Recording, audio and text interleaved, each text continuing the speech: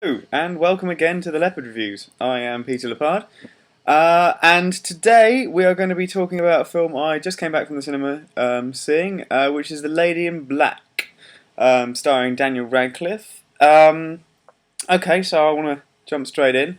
The story is about a young lawyer, played by the post-Potter Daniel Radcliffe, as he attempts to recover his life after the death of his wife by taking on a job assessing the finances of a recently deceased woman who lives in an old house. Upon travelling to the house and nearby village, he learns, rather unsurprisingly, that everything is not as it seems. And there's kind of echoes here of things like the Wicker Man, this kind of person who has unresolved issues in their own personal life and then comes to this remote, isolated place, these strange islanders that sort of have this secret that they don't want to share, and as it gradually worms its way out, you begin to discover that this secret is sort of something rather more sinister.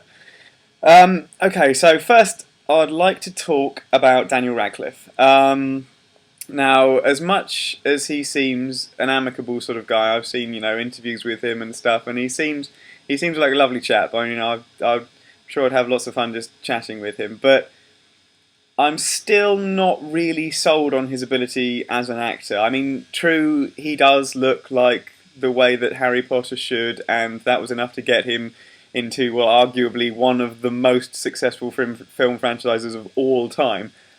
But sadly, I don't really feel that his acting has shown vast improvement in terms of quality. I mean, although I'm happy that we are now seeing him in a role that's a bit more grown up, he does still, on occasion, seem a little bit wooden, a little bit awkward, and it is noticeable, and it did jar with me on several occasions in this film. There are sort of moments in which you're just thinking, well, I'm understanding what the emotion he should be feeling is because of everything else that's happened around him, but I'm not really feeling that he is giving that emotion.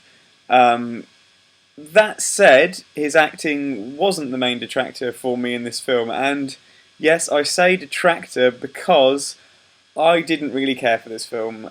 And the reason is not because it is entirely terrible, because it's not. There are a few enjoyable moments. I would have to say, it's probably more like, when you're younger and your parents say they're disappointed in you, which is always far worse than when they say that they're mad at you. It's just this depressing feeling of, letting them down, and that's what this film did. It let me down.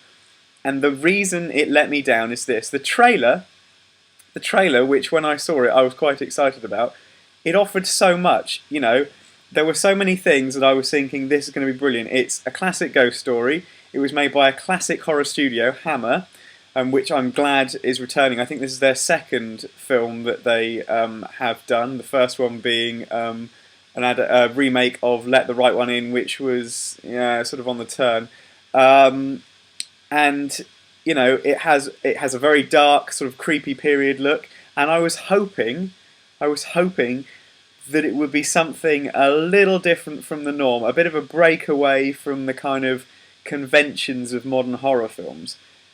And that is why I'm disappointed, because it followed so many aching cliches in its execution that I gradually, I just became bored with what was going on. I only sort of retuned in when there was a little bit of expedition between kind of token slow motion camera followed by a jump.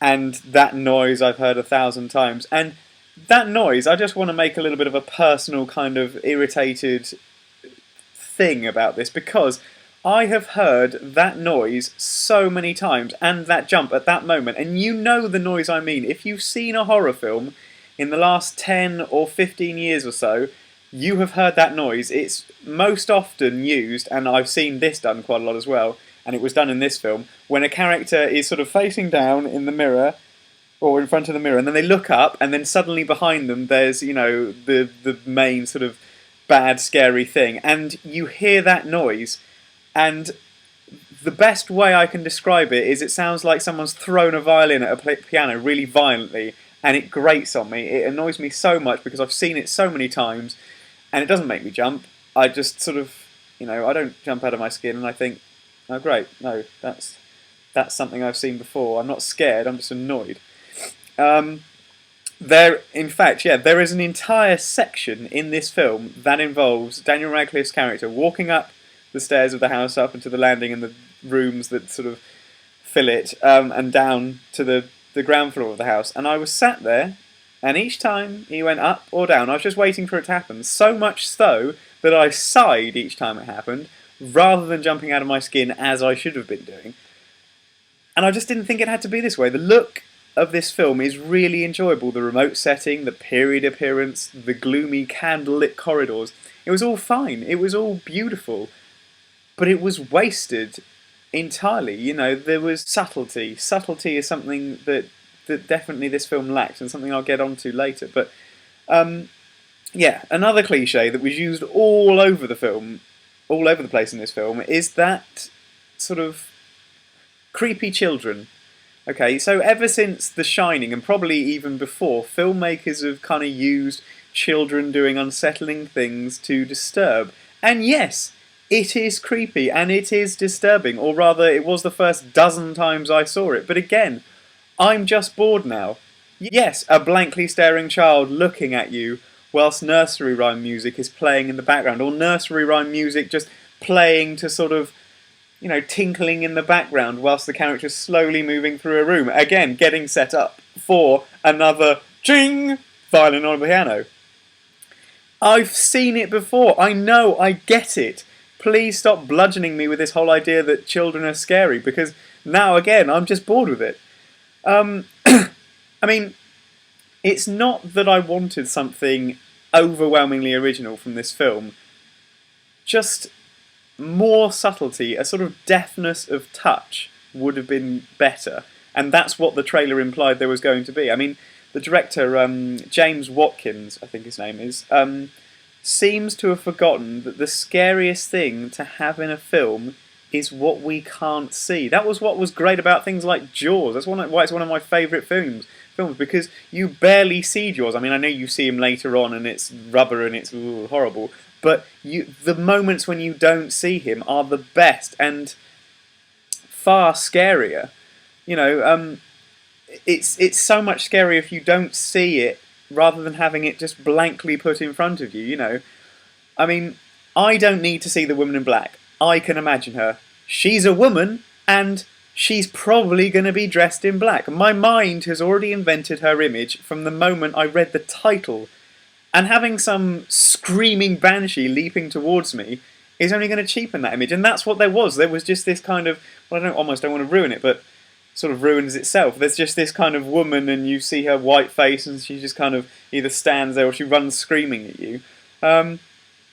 And I mean, people in the cinema were kind of laughing at it because they've all seen it before too. They know what's going on, and it's sort of a bit of a joke. Okay, so I've ranted on for quite a bit now about the things that bothered me about this film, and generally about modern horror. So, okay, I'll attempt to sort of summarise and wrap this up, because I don't want to go on for too long about it. Okay, so The Woman in Black, it's not a terrible film. It could have just been so much better. I quite enjoyed a bit of, quite a bit of the plot, and was interested to know more as it was sort of slowly drip fed to me. That's how a ghost story should be. It's got this gradual reveal. But when the sort of reveals were finally made, I was disappointed, because again, they would just be something that was really blankly obvious, and it's sort of a bit of a letdown. I don't want to go too much into sort of what the plot was, because it's nicer to find it out, and that was a good thing. It was one of those ones where you're like, oh, okay, so yes, him going there means that, right, okay, and that was nice. But I kept being disappointed at various places throughout, at moments that I'd just seen a dozen times over. So, yes, sum up, it's not a terrible film, but it just lacks subtlety and it lacks originality. And I'm terribly sorry as well, Daniel Radcliffe. I know that you're obviously trying to escape the shadow of Potter, because it's a big, big shadow.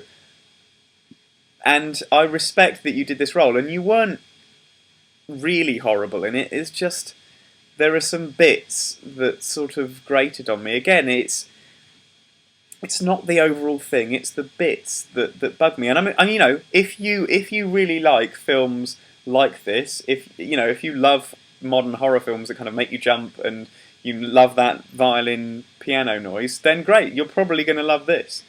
But for me, I just wanted something a bit more, something that I felt the trailer promised and the film did not deliver. Okay, right. So that's my review of The Woman in Black. Hopefully, I'll review another film at some point whenever I next get to go to the cinema. Thank you very much for watching, and good evening.